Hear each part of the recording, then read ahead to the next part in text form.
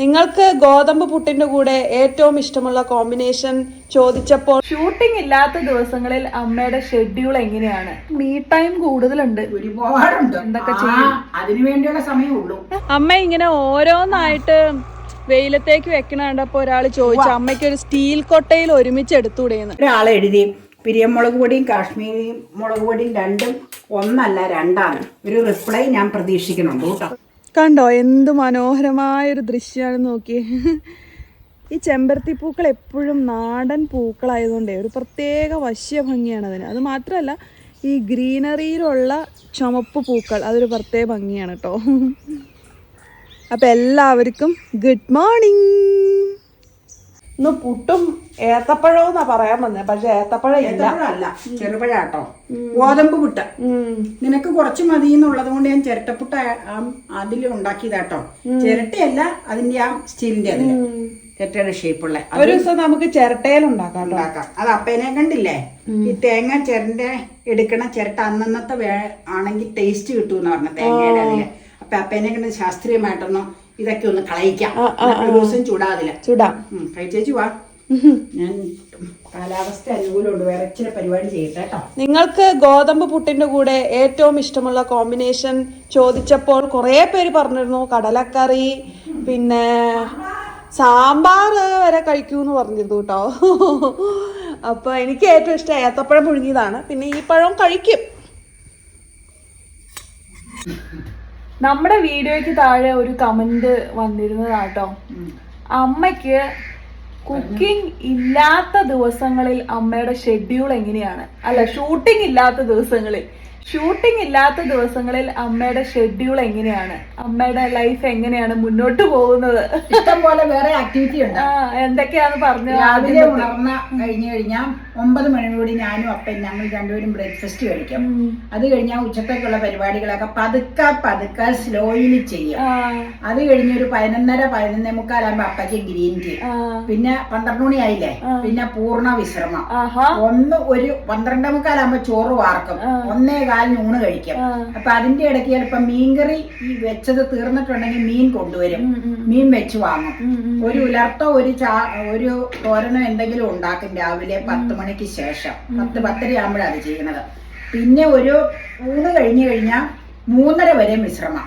പിന്നെ അത് കഴിഞ്ഞ് എഴുന്നേറ്റ് ചായ കൂടി കഴിഞ്ഞാൽ മിറ്റമൊക്കെ ആള് വരാത്ത ദിവസങ്ങളിൽ തൂത്തിടും. വൈകുന്നേരം തൂത്തിടണത്. കരികില വീഴുന്ന സമയം കൊണ്ട് കണ്ടമാനം കരികില വീഴും. ഞാൻ ക്ലീൻ ആയിട്ടൊന്നും തൂക്കൂല കേട്ടോ, ഫ്രണ്ട് വശം ഒന്ന് തൂത്തിടും. പിന്നെ കുറച്ച് ചെടികളൊക്കെ നിങ്ങൾ കണ്ടിട്ടുണ്ട്, അതൊക്കെ ഒന്ന് നനയ്ക്കും. പിന്നെ വഴി, ഞങ്ങളുടെ പറമ്പീക്കടെ വഴിയുണ്ട്, അതിലെ ഒരു 4-5 വളയം നടക്കും.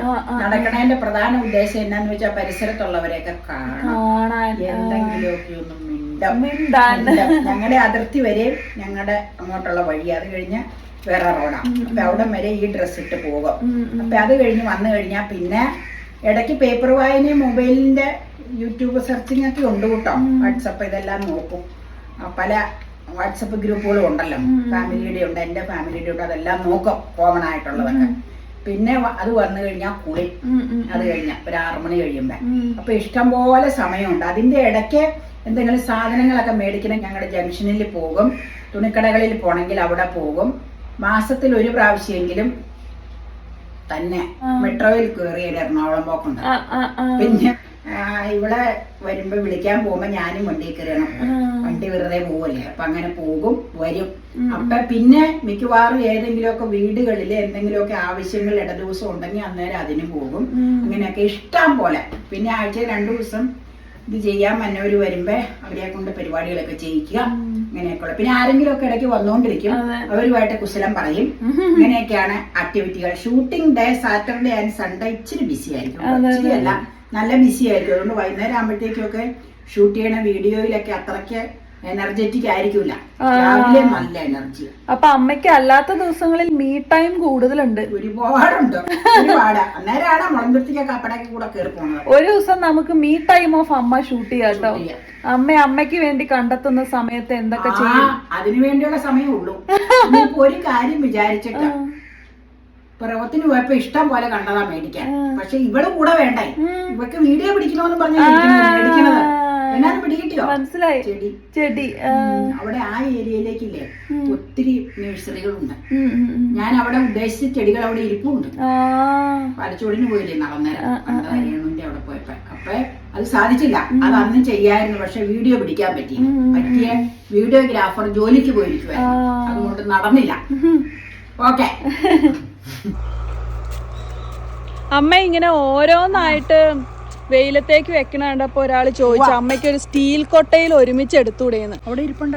സ്റ്റീൽ കൊട്ട ഇവിടെ ഉണ്ട്, പക്ഷെ അതിനകത്ത് നമ്മൾ ചുമന്ന് നടക്കണ്ടേ, അത് ഭയങ്കര വെയിറ്റാ. അപ്പൊ അത് ബുദ്ധിമുട്ടാ നമുക്ക്. അതാ സ്റ്റീൽ കൊട്ടയിൽ സാധാരണ പാത്രങ്ങൾ കഴുകി വെച്ച് അതിൽ വെള്ളം മാലാനായിട്ട് വർക്ക് ഏരിയയിൽ തട്ടയിലേക്ക് കമത്തി വെക്കും. ഇതൊക്കെ ഞങ്ങൾ കറി കോരി വെക്കുന്ന പാത്രം വെയിലുള്ള സമയങ്ങളിൽ ഞാൻ കഴുകി വെച്ച് ഇങ്ങനെ കിണറും തട്ടയിലൊക്കെ വെച്ച് വെയിൽ കൊള്ളിച്ചൊന്ന് ഉണങ്ങും. അപ്പം വെയിൽ കൊള്ളിച്ചുണങ്ങിയാൽ എല്ലാവർക്കും അറിയാം അതൊരു നല്ലൊരു പുതുമ കിട്ടും. അതിന് കറി ഒഴിക്കുമ്പോഴും നമുക്കൊരു ഫ്രഷ്നെസ് കിട്ടും. അതുകൊണ്ട് ഉണങ്ങണതാ കേട്ടോ. അപ്പൊ ഈ കൊട്ട അവിടെ വെള്ളം വാലാനുള്ള ഒരു സ്റ്റീൽ കൊട്ട ഓൾറെഡി ഉണ്ട്.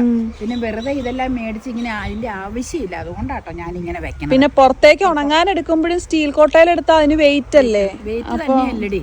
അത് ഇങ്ങനെ വെക്കുവാണെങ്കിൽ സെപ്പറേറ്റ് ചെയ്ത് ഉണക്കിയെടുക്കാം. മിറ്റം ക്ലീൻ ആയിട്ട് അടിച്ചിട്ട് കഴിഞ്ഞ് അവിടെ നിരത്തി വെച്ച് ഉണക്കാറുണ്ട്. അപ്പൊ കരിയില വീണ് കഴിഞ്ഞു. ഇനി വൈകുന്നേരം ഒന്നുകൂടെ തൂക്കണം. പക്ഷെ മാവ് എന്താണെങ്കിലും അനുഗ്രഹപ്രദമാണ്. തണല് കിട്ടൂല, കാറ്റും കിട്ടും. നമ്മുടെ വാളംപുളി ആയി തുടങ്ങിയോ?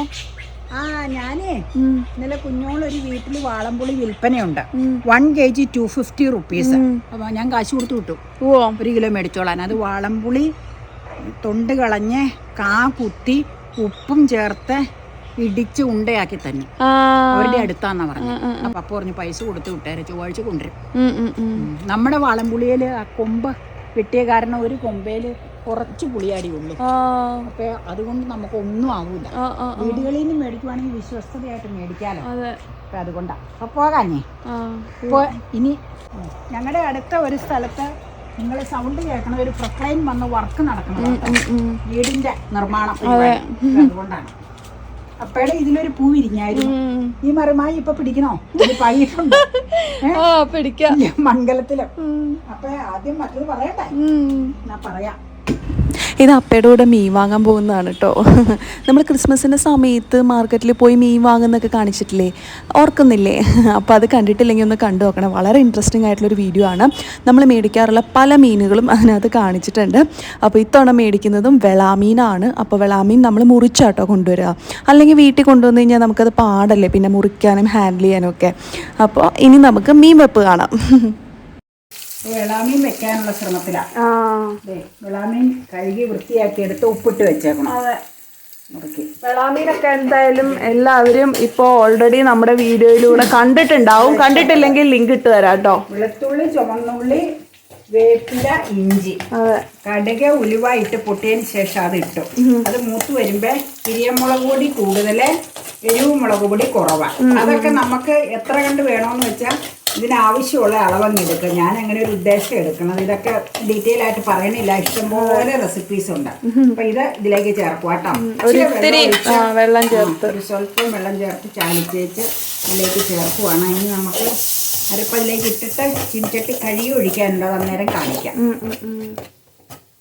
അരപ്പ് മൂക്കണം കേട്ടോ. തുറന്നിരുന്നോട്ടെ, അരപ്പ് ഇടണം. ചേർക്കേണ്ട സമയമായി. അരപ്പ് വരണ്ട, എണ്ണ തെളിഞ്ഞു വരണം. അതാണ് അതിന്റെ പാകം. ഞാൻ ഇങ്ങനെ പറയാത്ത എന്നാന്ന് വെച്ചാൽ ഒരുപാട് പറഞ്ഞ് ഞാൻ തന്നെ ഇതായേക്കണം. അതുകൊണ്ടാണ് ആൾക്കാർ കേട്ടും മടക്കും. അതുകൊണ്ടാട്ടോ പറയാത്ത. പിന്നെ പുതിയതായിട്ട് വരുന്നവർക്കൊന്ന് കാണാൻ വേണ്ടി ജസ്റ്റ് ഒക്കെ കാണിച്ചിട്ടുണ്ട്. ഇനി ഈ വെള്ളം ചൂടായി കഴിയുമ്പോൾ അതിലേക്ക് ചേർക്കണം. അതിന് മുമ്പ് മറിക്ക് ഇവിടുന്ന് മാറും പുളിവെള്ളം ചേർക്കണം. മീനിന് കൂടാൻ ആവശ്യത്തിനുള്ള പുളിവെള്ളം കേട്ടോ. ഇഞ്ചി ഉള്ളിയും കൂടെ ചതച്ച കല്ലിൽ ഒന്ന് കോരിയെടുത്ത കോരിയെടുത്ത സ്പൂണാണ് അതിലിട്ടേക്കണത്. വേറെ മാലിന്യമൊന്നും അല്ല കേട്ടോ അതിലിരിക്കുന്നത്. ഇത് മതിയാവും. 100 പുളിയാ പാലക്കാട്ട്. അല്ല, ഇത് മമ്മിയുടെ പുളിയാ, പാലക്കാട്ടല്ല. ആവശ്യത്തിന് പുളി എത്രയാണോ അത് ചേർക്കുക. ഉപ്പും പുളി എരിവും ഒക്കെ അവനവൻ്റെ ഇഷ്ടം. കൊഴുപ്പിന് ആവശ്യത്തിന് നമുക്ക് എത്ര കണ്ട് കൊഴുപ്പ് വേണമെന്ന് വെച്ചാൽ അതനുസരിച്ച് പിരിയമുളക് പൊടിയും ചേർക്കുക. ഞാൻ ഇന്നാളൊരു വീഡിയോയിൽ പറഞ്ഞായിരുന്ന ഒരാളെഴുതി പിരിയമുളക് പൊടിയും കാശ്മീരി മുളക് പൊടിയും രണ്ടും ഒന്നല്ല രണ്ടാണ്. അപ്പം ഞാനതിന് മറുപടി അവരോട് ഒരു ചോദ്യം ചോദിച്ചായിരുന്നു. അങ്ങനെ രണ്ടാണെങ്കിൽ രണ്ടിൻ്റെയും പ്രത്യേകത എന്താണെന്നൊന്ന് പറയണം. ഞങ്ങൾ കാശ്മീരി മുളക് പൊടി എന്ന് പറയണതും പിരിയമുളക് പൊടി എന്ന് പറയണതും ഒന്നായിട്ടാണ് മനസ്സിലാക്കിയിരിക്കുന്നതെന്നാണ്. പക്ഷെ ഇതുവരെ അവരുടെ മറുപടി വന്നിട്ടില്ല. അതങ്ങനെ അറിയാവുന്ന ആളാണല്ലോ അത് എന്തായാലും എഴുതിയത്. അപ്പം ഒരു റിപ്ലൈ ഞാൻ പ്രതീക്ഷിക്കുന്നുണ്ട് കേട്ടോ. ഏതെങ്കിലും ഒന്നിൻ്റെ ഏതെങ്കിലും ഒരു വീഡിയോ വരുമ്പോൾ അതിൻ്റെ അടിയിൽ കമന്റ് ആയിട്ട് ഇട്ട് തരിക. അപ്പൊ ഞങ്ങൾക്കത് മനസ്സിലാവും. ഞങ്ങളുടെ നാട്ടിലെല്ലാം രണ്ടിനും ഒരു പേരിൽ അറിയാം. ഓക്കെ. ചൂടായ വെള്ളം പച്ചവെള്ളം ഒഴിച്ചാൽ പച്ചക്കുത്തി ചോദിക്കും. അത് തന്നെയല്ല, മീൻ ഇരിക്കുമ്പോൾ പിന്നെ അത് ചിലപ്പോൾ കേടായി പോവുകയും ചെയ്യും. മീൻ കൂടുതൽ ദിവസം ഇരിക്കാനായിട്ട് ഉദ്ദേശിക്കുന്നവർ വെക്കുമ്പോൾ ചുമന്നുള്ളി വളരെ കുറച്ച് ചേർക്കുക, വെളുത്തുള്ളി ചേർക്കുക കേട്ടോ. ഞാനിപ്പോൾ അധികം ദിവസമൊന്നും വെക്കാനില്ല. ഇപ്പം ആപ്പാടെ ഞാൻ 1 കിലോ കൂടുതൽ മേടിക്കരുതെന്ന് പറഞ്ഞ മേടിച്ചതിൽ കുറച്ച് വറക്കാനെടുത്ത് വെച്ചിട്ടുണ്ട്, ബാക്കി വെക്കാൻ എടുത്തേക്കണത്. നമുക്ക് ഗ്യാസ് ഓൺ ചെയ്യാം.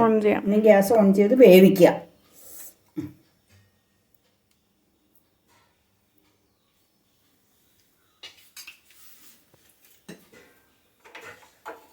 അങ്ങനെ നമ്മുടെ മീനൊക്കെ തിളച്ചു, ഏകദേശമൊക്കെ ആയി അല്ലേ?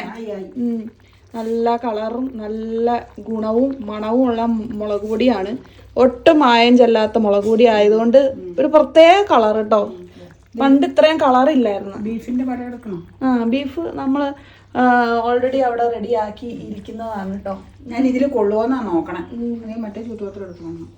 മറ്റേതെടുത്തോ? ഇതിൽ കമ്മിയാണ്. കുത്തി നിറച്ച് വെക്കേണ്ടി വരും. അത് അന്നേരം എന്നാന്നറിയോ, കുത്തി നിറച്ച് വെക്കുമ്പോ ഏങ്ങോണിച്ച് അടയ്ക്കുമ്പോ ഇവിടെ ഒക്കെ ഇങ്ങനെ ഞളങ്ങി. എന്നിട്ട് എന്നാന്നറിയാമോ, പിന്നെ എങ്ങനെയാന്നറിയാ, കിറി ഓടി ഒളിങ്ങി ചുറ്റുപാത്രം എടുക്കുമ്പോ ഒരു വശം ഒടിക്കും, ഒരു വശം ഞളിക്കും. ചെറുപ്പത്തിൽ സ്കൂളിൽ പോകുമ്പോ ചിലർക്കൊക്കെ പ്രശ്നം, ഞാനും അങ്ങനെ പ്രശ്നം ഉണ്ടാക്കിയിട്ടുണ്ട് ചെറുപ്പത്തിൽ. ആണോ? എന്നിട്ടാ എന്നെ കുറ്റം പറയുന്നത്. പ്രശ്നം ഉണ്ടാക്കി വല്യപ്പച്ചൻ ലഹള കൂടിയിട്ടുണ്ട്. ഏത് നേരം കൊണ്ടോ ചോറ്റുപാത്രം കളക്കി വെക്കും, എന്നിട്ട് പിന്നെ ചോറ്റുപാത്രം മേടിച്ചു വല്യപ്പച്ചൻ. അപ്പൊ മീൻ ഇവിടെ സെറ്റായി കഴിഞ്ഞു കേട്ടോ. അമ്മയുടെ മീൻ വെപ്പ് കാണണമെന്ന് ഇടയ്ക്കിടയ്ക്ക് നമ്മുടെ വീഡിയോയിൽ കമൻറ്റ്സ് വരാറുണ്ട്. അതുകൊണ്ട് ജസ്റ്റ് കാണിച്ചു എന്നുള്ളൂ കേട്ടോ. അപ്പോൾ എല്ലാവർക്കും ഇഷ്ടമായിട്ടുണ്ടാവും എന്ന് കരുതുന്നു. ഇഷ്ടമായിട്ടുണ്ടെങ്കിൽ വേഗം ലൈക്ക് ചെയ്യുക, ചാനൽ സബ്സ്ക്രൈബ് ചെയ്യുക, പേജ് ഫോളോ ചെയ്യുക. അപ്പോൾ വിളമ്പുന്നതൊക്കെ എപ്പോഴും കാണിക്കാറുള്ളതുകൊണ്ടാണ് വീണ്ടും വിളമ്പുന്നത് കാണിക്കാത്തത് കേട്ടോ. അപ്പോൾ ഇനി അടുത്ത വീഡിയോയിൽ കാണാം. അതുവരേക്കും bye, take care, see U.